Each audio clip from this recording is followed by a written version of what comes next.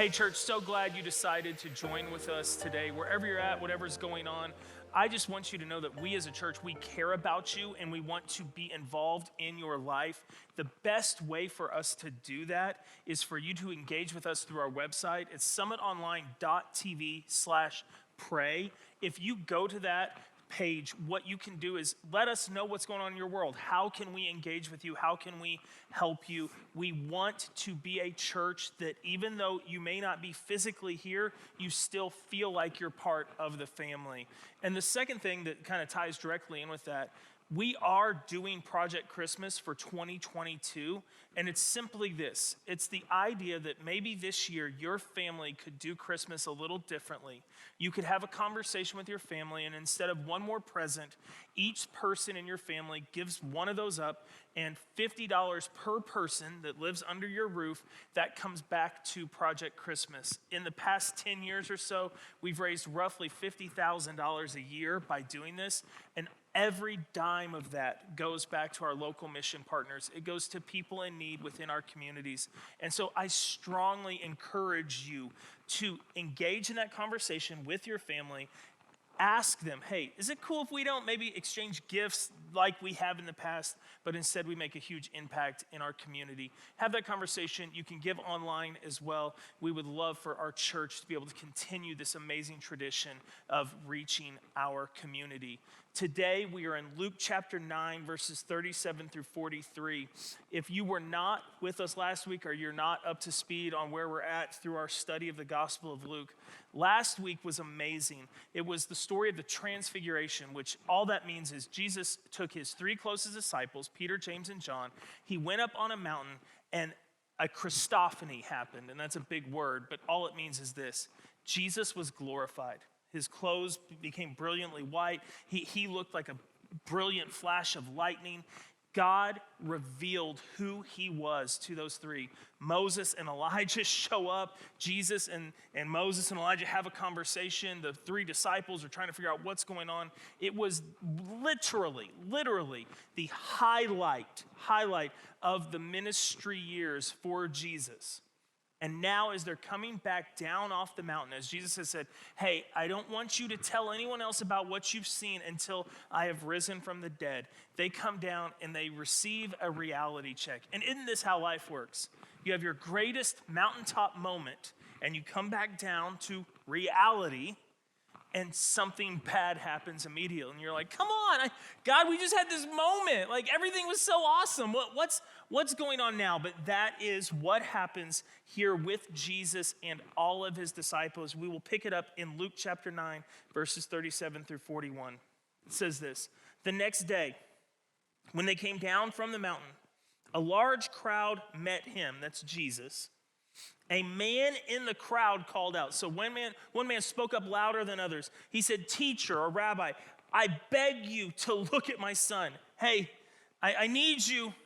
I need you to engage right now. I can sense that something awesome just happened. There's three guys behind you just beaming from ear to ear, but I need you to look at my son, for he is my only child. A spirit seizes him, and he suddenly screams out, and then he throws himself into convulsions so that he foams from the mouth. It scarcely ever leaves him, and this demon is destroying him. I begged your disciples to drive it out, but they couldn't. Last night, when you were camping out on the mountaintop, I asked them to do what they've done for many others. I've heard the stories, but they couldn't do it. And then Jesus responds in verse 41, you unbelieving and perverse generation. Jesus replied, how long shall I stay with you and put up with you? And then he looks at the father and he says, bring your son to me, okay? But bring him here. Now there's a whole lot going on in this passage. But the main thing that I want you to understand is that harsh rebuke that Jesus gave was not to the crowd or to the father.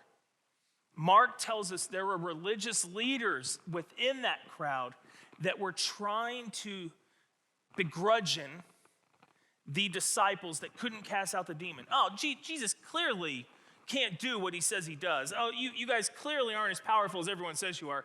And so when Jesus has that response, it's not to the Father, it's not to the group of people there, it's to a very select group of people who are trying to cause harm to Jesus' ministry. So I want us to know that first, because the disciples should have been able to handle this. If you remember several weeks ago when Jesus sent out the 12 disciples, he sent them out with a very specific set of skills and talents. We read it in Mark chapter 7. Mark chapter 6. I'm going to read it in verse 7 and 13. Here's when Jesus sent them out. Here's what he said. Calling the 12 to him, he sent them out 2 by 2 and gave them authority over evil spirits. They absolutely had authority to do what this father was asking them to do. Verse 13, they drove out many demons and anointed many sick people with oil and healed them. They were highly successful in their mission. They had seen results time after time after time. And now, for some reason, on this night, when Jesus was up on a mountain doing something really cool with his inner 3, they couldn't do it. They couldn't help this boy. They couldn't help this father. And now the father's saying, hey, Jesus, I know that everyone wants your attention. And I know that everyone deserves your attention. But my boy, it's my boy. I need you to help him. And as a father, I get this. You're the only one who can. You're the only one that I've heard that has the ability to do what my son needs done. And I asked your disciples, I didn't want to bother you. I came looking for you, but you were up on a mountain. I didn't want to bother you, but I asked your disciples and they couldn't do it. So I need you, Jesus. I need you to step in. And Jesus, he responds not to the Father, but he responds to the religious leaders. Hey, how long do you think I'm going to be here? How long is it going to take you to understand that what was revealed on the mountaintop the night before, that my course, my direction has been set. I am going to die pretty soon. Within a year, I'll be gone. How much longer am I going to be here for you to figure this out? And I don't think he's talking to the disciples. I think he's talking to the religious leaders. You're trying to discredit me, but it's not going to work. And I'm going to be gone. You actually are going to crucify me. But you have a very short window of time to believe, to get it right. And that's what he's telling this group of people. Hey, yes, your child is in need. We'll see that, yes, I will help your child. But the much more pressing issue is all of those amongst this group who are wanting to make little of my presence here, and instead of understanding how huge this is, how monumental, how life-changing my presence is. I need people to get that because I'm not going to be here forever. And I know we're walking through the Gospel of Luke, okay? But every once in a while, within the Gospels, one author tells the story a little more completely than another. And in this case, Mark is the one who tells this story more completely. So I want you to see the desperation of the Father here, of the Father of the Son. It's Mark 9, 20 through 24.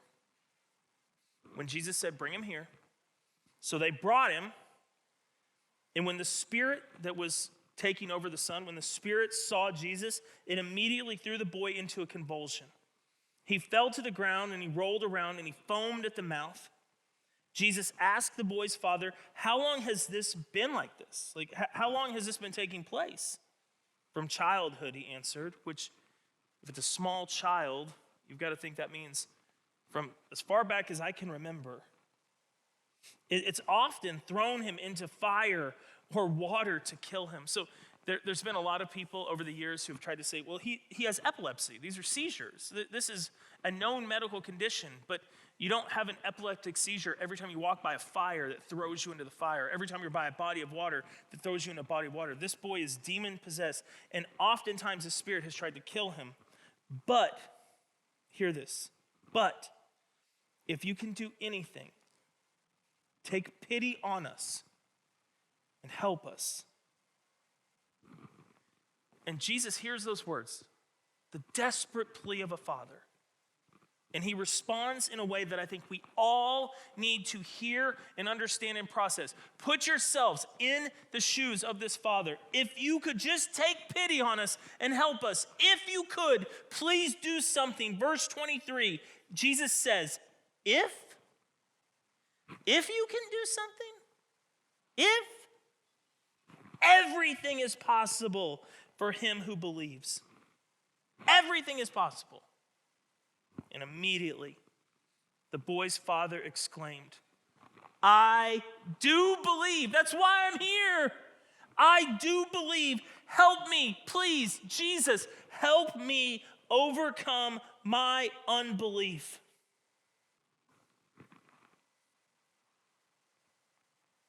It's hard for me to read that passage.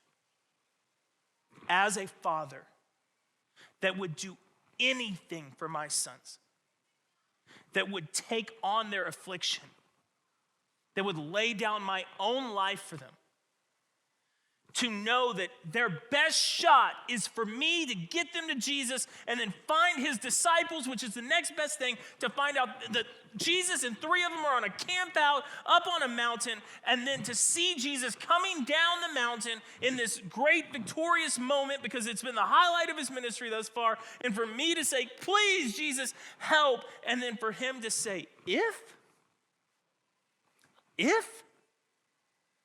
of course I can. Everything is possible. You just have to believe. And that moment in my life, as I process through what that means, it actually resonates. Because I do believe that God can do anything. I do believe that.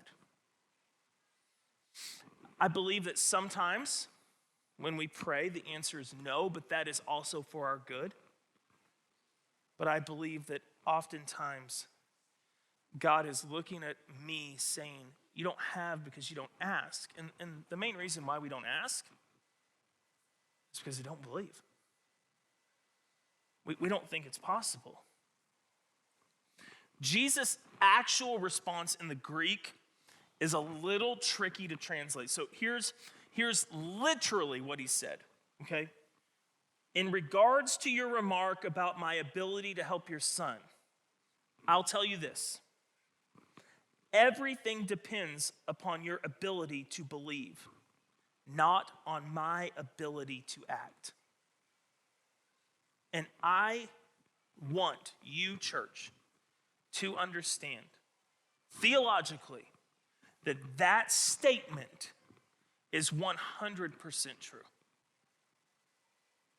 God can do anything.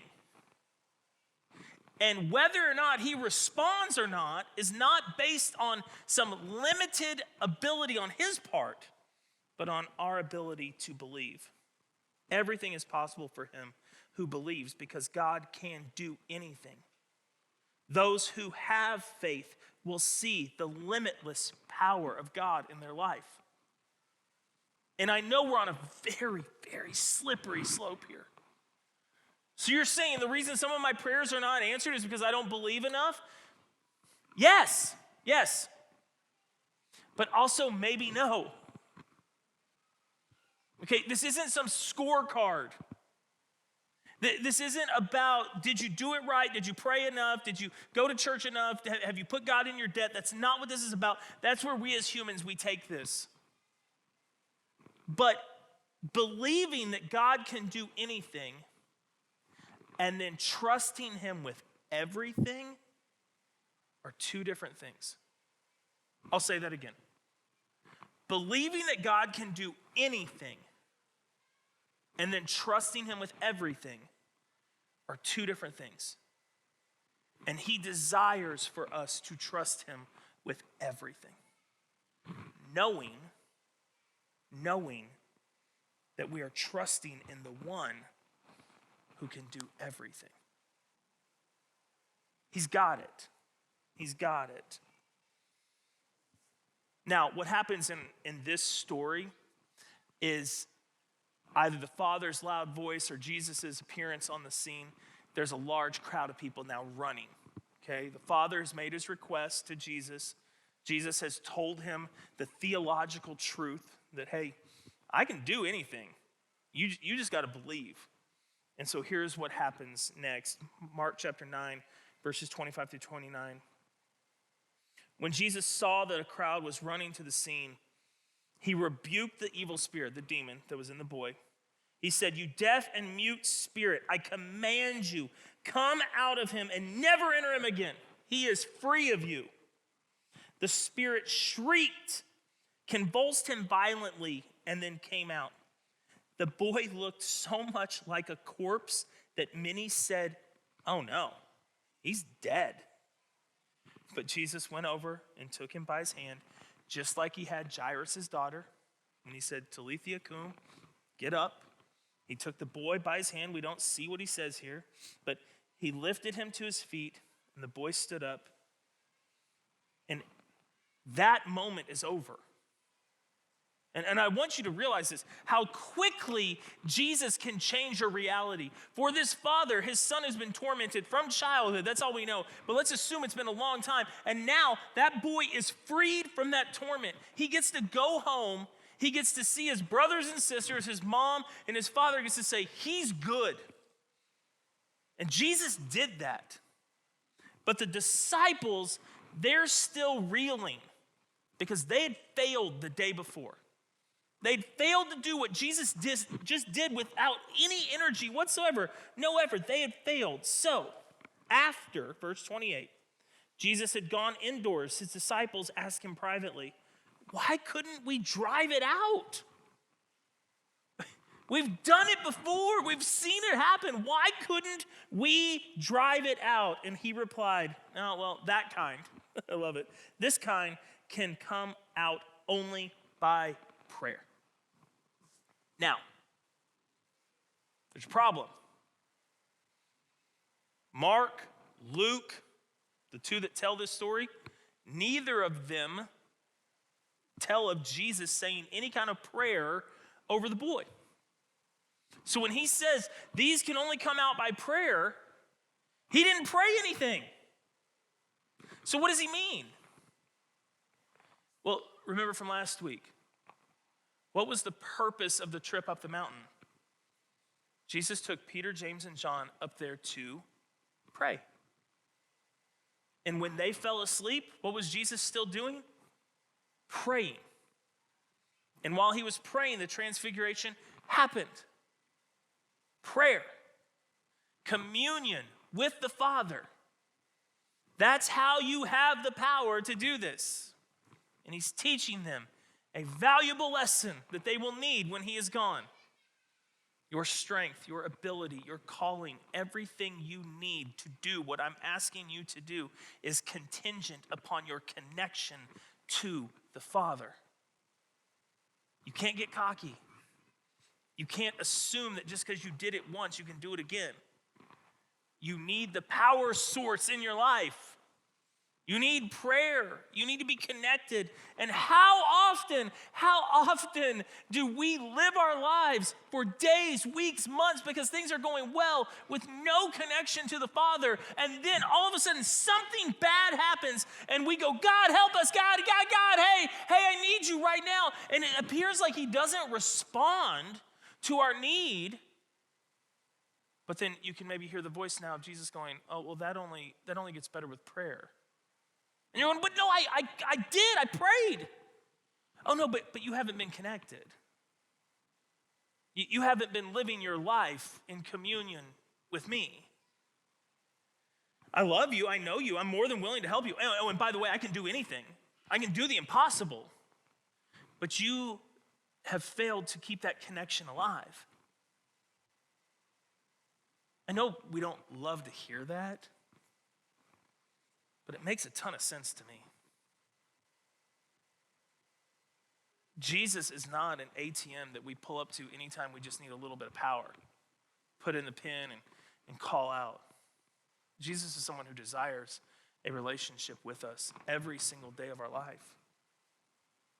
And as we do this, as we have that connection, we begin to tap into that eternal power source.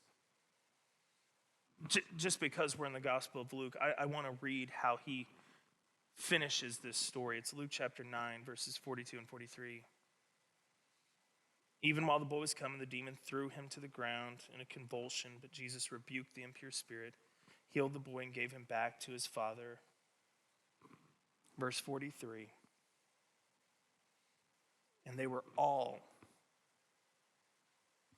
who saw it, they were amazed at the greatness of God. Because, church, God is great. He's powerful. He can do anything. But he desires more than anything for us to want relationship with him. And when we say at Summit that prayer unlocks the power of God, we mean that. But we're not just saying, hey, some Hail Mary prayer in our last-ditched effort to fix this problem. We're saying prayer as communion with God unlocks his power in your life. There's two huge sermonic, that just means sermon pieces here. One, the necessity of belief for seeing the power of God. God, I do believe. Help me overcome my unbelief. Your faith is essential to seeing the power of God in your life. So it's hard for people to say, but maybe you've heard this. God just feels distant from me. If you feel that, then the better question is, who moved? Who created that gap? And I'll tell you that 100% of the time it was you. And when we're not seeing the power of God in our life, then the same question applies. Whose fault is that? Is it God not giving us his power? Or is it us not believing? If we don't truly believe that God can do anything, then how can we expect him to move in our lives at all? I think many of us are like the boy's father. And I do believe, I do, like, big picture, in the total scheme of things, I believe. But God, I need you to help me overcome my unbelief. And here's the beautiful thing about God. He'll meet you in that need, and he'll show you grace. When you simply say, hey, I know that I don't deserve your power, and I know that I do not command your power, but I know you have the power, and that power is unlocked by my prayer and my belief, then will you, in your grace and infinite mercy, will you help me, God, overcome my unbelief? And his answer to that question, as we saw today, is yes. Every time. And the second thing regarding our prayers, since Jesus himself didn't pray a single prayer, it's not about having the magic words to unleash the power of God, but it's an intimate discipline that positions us to be in tune with God's movement and his power.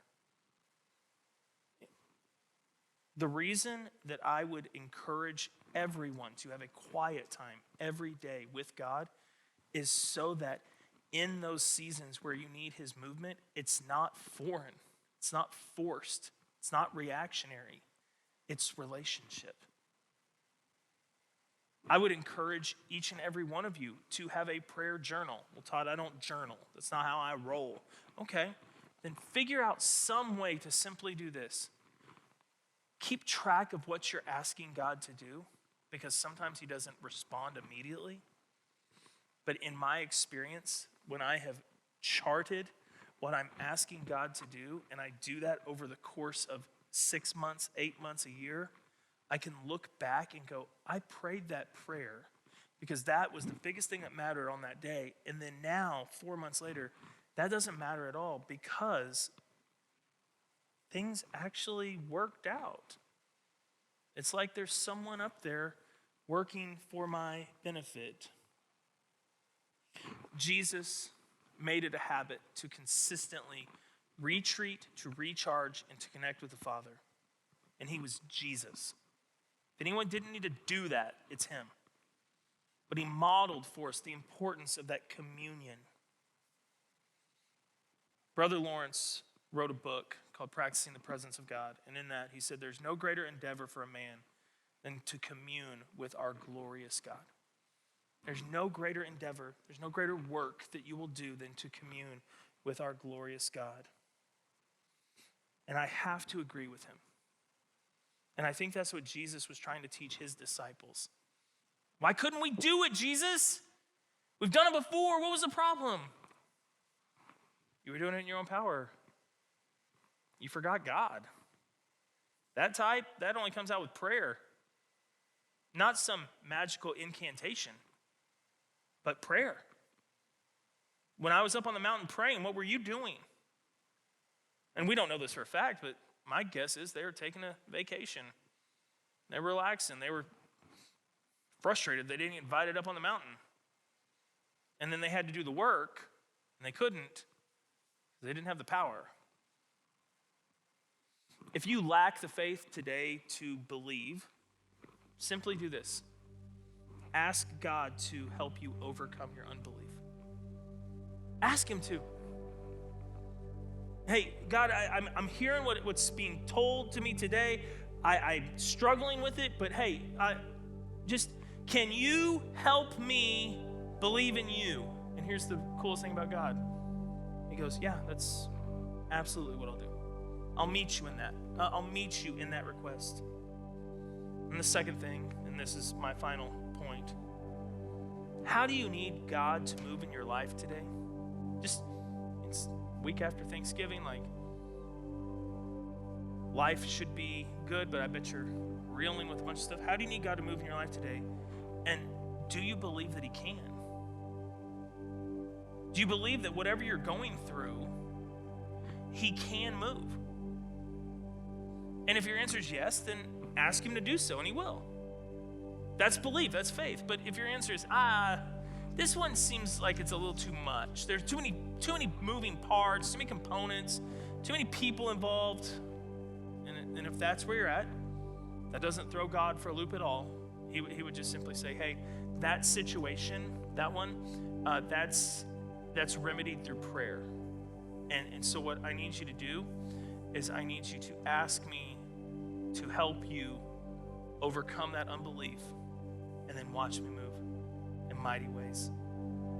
Because church, there's nothing more thrilling than seeing God meet us in our greatest time of need, coming through in our requests, receiving the glory, but then building upon that truth that God can do anything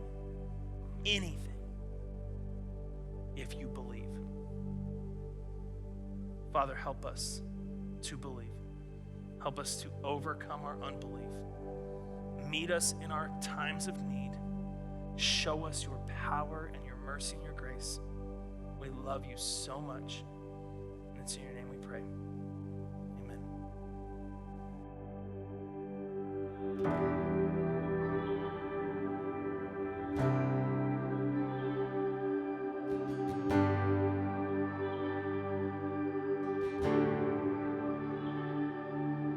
Speak to me. You're the only voice I want to hear.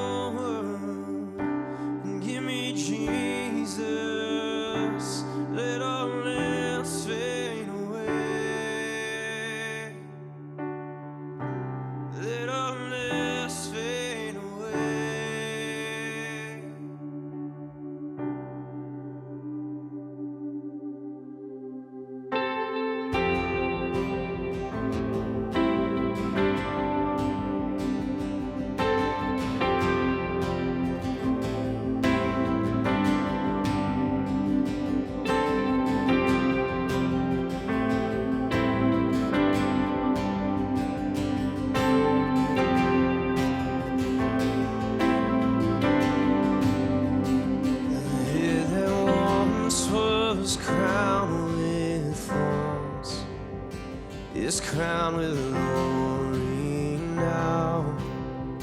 The Savior knelt to wash our feet. Now at his feet we bow.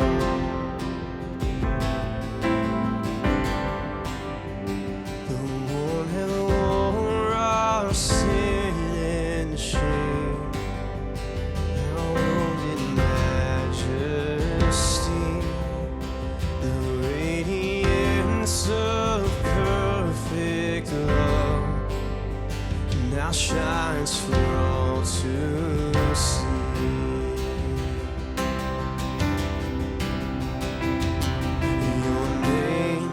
Your name is victory.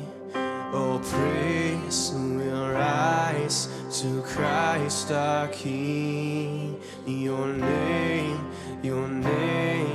is victory. All praise will rise to Christ our King.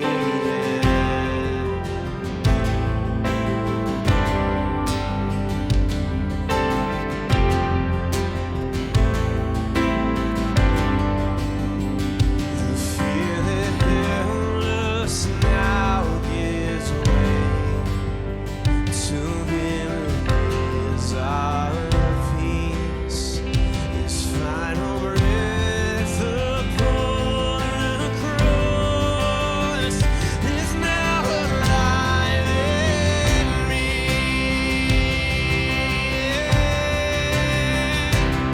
'Cause your name is victory. All praise will rise to Christ our King. Your name is victory. All praise will rise to Christ our King.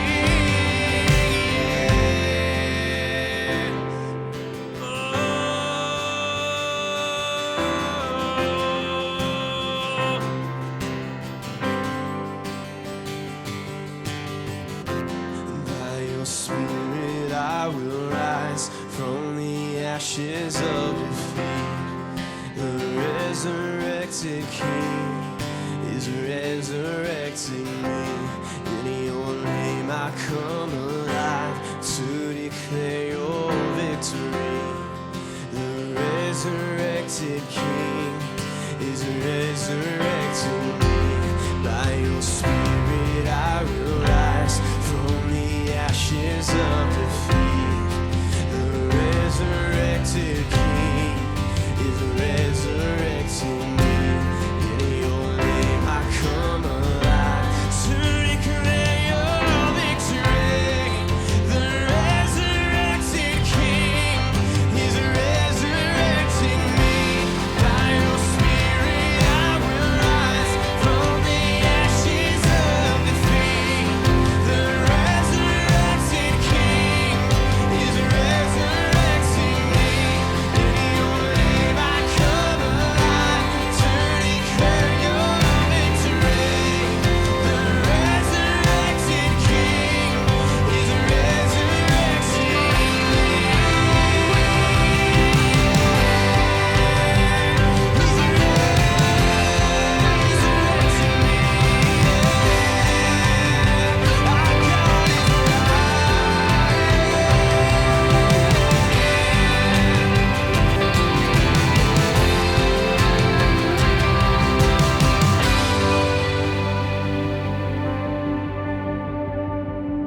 The tomb where soldiers watched in vain was borrowed for 3 days. His body there would not